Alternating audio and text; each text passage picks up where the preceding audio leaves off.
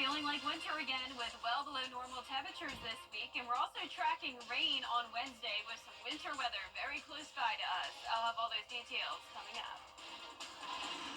Now on News Channel 6 at 7, city leaders getting frustrated about debris cleanup.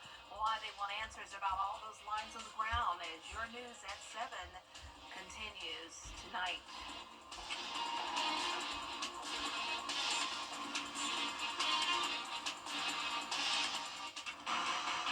Live from Television Park, this is WJBF News Channel 6 at 7.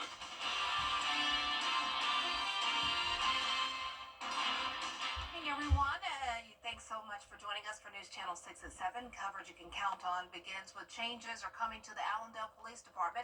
The agency will soon have a new chief after its current police chief accepted a position in North Carolina. And this is his last week. But before he goes, News Channel 6's Sean Cabbage sits down with Chief Wiggins to talk about his accomplishments with the department. Chief Lawrence Wiggins led Allendale Police for nearly 3 years, adding officers, cutting homicides, and securing funding. Now he's headed to Roanoke Rapids, North Carolina, to be their new chief. When he arrived, the department was down to just one officer. He rebuilt the force, but keeping officers has been a challenge. I know that's not just a struggle for the town of Allendale, it's a struggle for most small communities, especially when you can go to some of the neighboring counties and almost in the door as a certified officer making $70,000. That's hard for any young person to turn down. One of his biggest achievements, he says, is cutting down homicides. In 2023, the city had 6. So far in 2024, none involved gun violence. We had a robust presence, not just from the police department, our state partners at SLED, Highway Patrol, DNR, Triple P. Wiggins also pushed for more security with a network of surveillance cameras. He secured $200,000 for the project, and about 70 cameras will be installed throughout Allendale by May. It was a shooting incident at the gas station right across the street, and our suspects pulling out and then coming back and then doing the shooting were caught by the set, the camera we had just put up. One goal, he said, remains unfinished: state accreditation. He says it's the key to best practices and community trust, but now it's up to his successor. It gives the community confidence, it gives the stakeholders confidence, and it gives the elected officials confidence that the police department is as good as you would like to think they are. Deputy Chief Jim Evans will handle daily operations until a new chief is named. In Allendale, I'm Macon Bureau Chief Sean Cabbage, WJBF News Channel 6. Time now for our first look at our weather, and Chief Meteorologist Jenna Petracci joins us now, and it's a little cool today, but not too cold for some baseball. Yeah, we're getting to that time of the year, baseball season, and out there we do have the first high school game, and that is Evans High School versus Augusta Christian there at SRP Park on our Terry Lambert Hyundai Skyview cam. Now, as for our almanac today, you can see that we had a low of 34 degrees this morning. That is 4 degrees below average, and our high today was 54, a whole 10 degrees below average. So we're going to stay pretty chilly this week. We had a cold front come through yesterday. That's what brought us the severe weather in the morning, and temperatures are now around 15 degrees cooler in some places due to that frontal passage. So right now we're sitting in the 40s, 46 in Thompson, 43 in Augusta, Millen at 49, and Wrightsville, you're at 49 as well, 46 in Crawfordville, and 47 in Edgefield. Dew points are sitting in the 20s. We have a dry air mass that's taken over, and winds are nice and calm, so a big change in pace from yesterday when we had winds gusting up to 50 miles per hour. There's the high pressure right overhead, snow well up to the north of us, but all of the southeast is nice and quiet on our President's Day. So for the rest of your evening, clear skies with temperatures getting close to freezing already by 11 p.m. And tonight we will be getting down to 29 degrees. So bundle up for your Tuesday morning. Then you'll want the rain gear for Wednesday. Rain will be likely, and temperatures are going to play a key factor in that forecast. Notice we have temperatures just above freezing, so I'm not expecting any winter weather, but that winter weather will be very close by. And then on Thursday, we're back to sunshine with temperatures staying cold. I'll have more details with a look at your future casts coming up. Back to you, Dee. All right, Jenna, thanks so much. Columbia County leaders and tree companies are working to clean up storm debris from Hurricane Helene, and they're focusing on the older areas that got hit hardest. They assure everyone that all homes will be part of a second round of pickup. So a lot of folks feel like they weren't served. It wasn't that. It was these trucks were moving as quickly as they could to get as much debris up as fast as we could to really make that first big lift and get the bulk of the debris off of the right of way. Now that we've done that, we're driving back. We're working with the contractor in a methodical way to drop back and make what we're calling a final pass or clean sweep of every road countywide. So This week, crews will take pictures of the remaining debris piles so they'll know where to send the trucks. Augusta leaders want action when it comes to a part of the damage from Hurricane Helene. They can still be found all over Augusta 4.5 months after the storm. Phone and cable lines knocked down that still have not been cleaned up. City leaders say they are unsightly, a safety issue, and are preventing some debris piles from getting picked up. Everybody's aware of it. They have been aware of it, and it's holding up progress.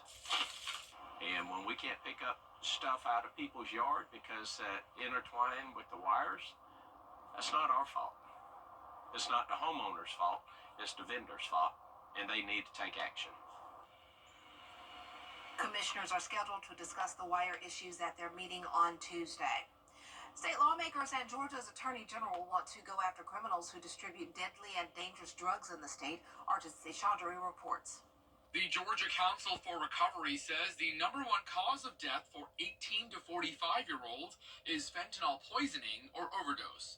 The organization says the state budget must reflect these deaths stemming from the addiction epidemic and to fund peer-led addiction recovery programs. When it comes to physicians looking at prescriptions and being able to look at what are being done elsewhere and keeping patients from doctor shopping when it comes to addiction and overdose deaths. That is huge in the illegal aspect related to that. I had a patient of mine who was smoking marijuana that was laced with fentanyl. He spent about 3 days on the ventilator, and fortunately his life was saved by the combination of the first responders and those in the ICU. Attorney General Chris Carr says he's committed to ending the state's opioid crisis and wants tougher laws to go after crooks and have resources to prevent these overdose deaths. You know, I want to see drug dealers that know that there's fentanyl in, laced in marijuana or cocaine or heroin or whatever it may be. If they know that it's in there, I want them prosecuted for homicide if somebody ends up dying. The AG says he's been able to secure more than $1 billion from both state and local government to expand critical treatment, prevention, and recovery services after taking legal action. What I'm really pleased with is the money that we have brought to Georgia through the settlements that we've had with the distributors and the manufacturers. Over the course of years, it'll be $1 billion. But we've had that first money coming in, and the Department of Behavioral Health is now deploying that money around the state. That will save lives. So I'm excited to see that. I want to make sure that we're doing the right thing, particularly in exurban and rural Georgia. The state's gang prosecution unit recently partnered up with Richmond County and Augusta to seize 15 pounds of fentanyl, which is enough to kill more than 3 million Georgians.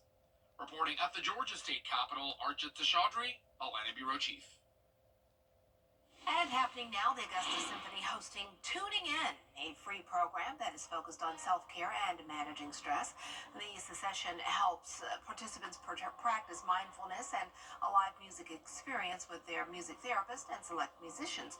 The event is from 6:45 until 7:30 at the Miller Theater. We will have more on the story tonight at 10 and 11.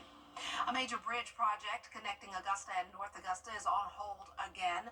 The 13th Street Bridge was first approved for replacement in 2022, but the Georgia Department of Transportation says they need to push this project back.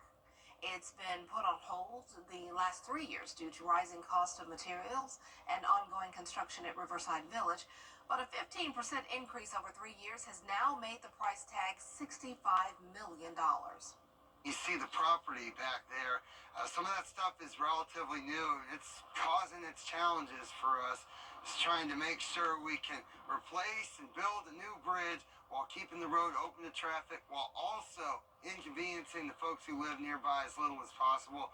It's tricky, and we have to take a little extra time to figure out how we can do all that. The project will be pushed back to 2028 at the earliest and 2032 at the latest. Augusta University School of Computer and Cyber Sciences has reached a major milestone. The school has earned its second designation from the National Centers of Academic Excellence in Cybersecurity. Only 25 institutions nationwide have been given this designation. SCCS is also the only institution in Georgia with this designation. There has been an increase in the number of students joining this program, not only because of this, but because of what it accomplishes after school. One of the data that we were tracking is, unlike some other cybersecurity degrees where students are coming from all over, our cyber operations degree is really catering to some of the students in CSRA area, which is a great thing. So a lot of our students graduate and stay in the CSRA area. Some of them go and get employed by Savannah River Nuclear Solutions, Savannah River National Lab, as well as U.S. Army Cyber Command.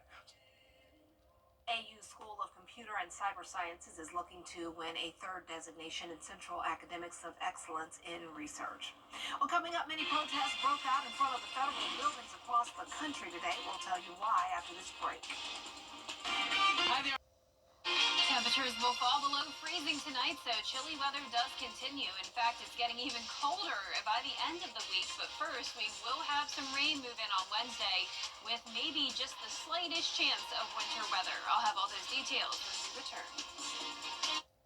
Do you really know what you're inhaling? Inside every puff are chemicals like nicotine, propylene glycol, vegetable glycerin, formaldehyde, acetaldehyde, acrolein, heavy metals like nickel and lead, benzene, acetone, and 2-chlorophenol, along with various flavoring agents. These substances can harm your lungs, heart, and brain. And don't forget about THC vapes, linked to severe lung injuries and even death. Before you take another hit, ask yourself, is it worth the risk? To learn more, visit us at access1.org. I'm Rick Busby with Busby's Day.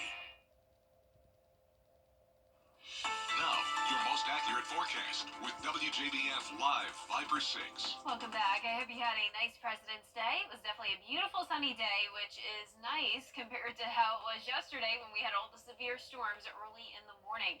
But our Terry Lambert Hyundai Skyview cam now in Aiken is showing a nice quiet night. We're sitting at 43 degrees, dew point of 31. Winds are calm with high pressure in control, and we're seeing temperatures anywhere from around 42 in Washington to 48 down in Millen. So we had the 50s for highs today, but once the sun set, we quickly fell down into the 40s, and I'm expecting some upper 20s tomorrow morning. There's the high pressure centered right over the CSRA. Clouds out towards Texas with a warm front forming. This low pressure system will move in our direction, bringing a chance of rain on Wednesday, along with winter really making a comeback through Friday. We'll see a big dip in the jet stream with Arctic air really settling in by the time we get to Thursday morning. But our lows tonight will just be around 10 degrees below freezing, upper 20s through low 30s. So everyone at least at the freezing mark, if not below. And then our highs tomorrow will actually be a bit warmer. We're topping off in those mid to upper 50s. And you can see here on our day planner, we're starting out mostly clear, but clouds will continue to increase as we have that low pressure system getting closer to our area. And here's what we're tracking for Wednesday: a winter mix further north in northern Georgia and the upstate. So wherever you're seeing that pink color, that's where we're expecting a mix of snow, sleet, ice, you name it. And then for our area, we're kind of just on the cutoff of where we'll just be seeing some heavy rain. Now, is it possible this track could shift a little bit further towards the south?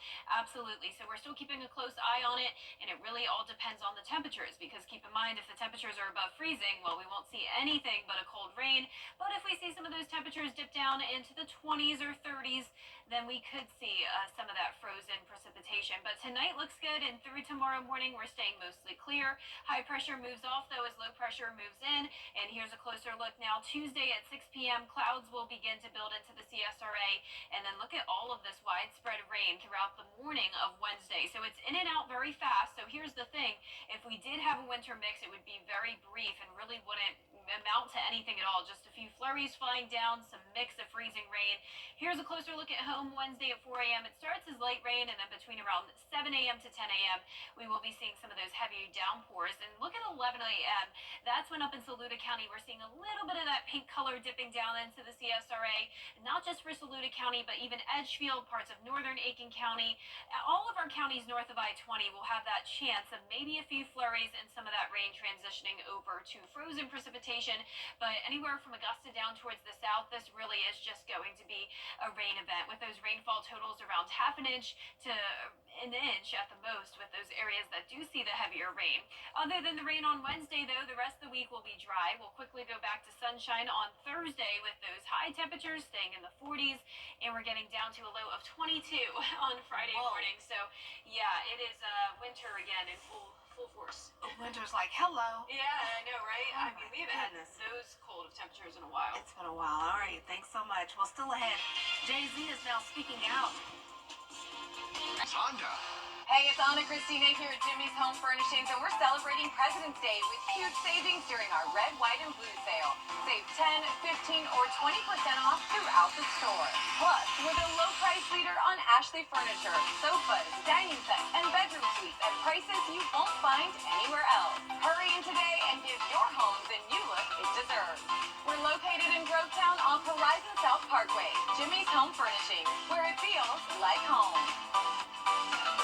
Ready to develop more than a career? Science Co. Morley. Netflix is letting you binge your favorite shows in a whole new way. The company now launching a restaurant in Las Vegas. Netflix Bites is opening at MGM Grand Hotel and Casino and features foods inspired by the company's most popular shows. The menu includes anything from Bridgerton tea to fried chicken and dipping sauces inspired by Squid Game.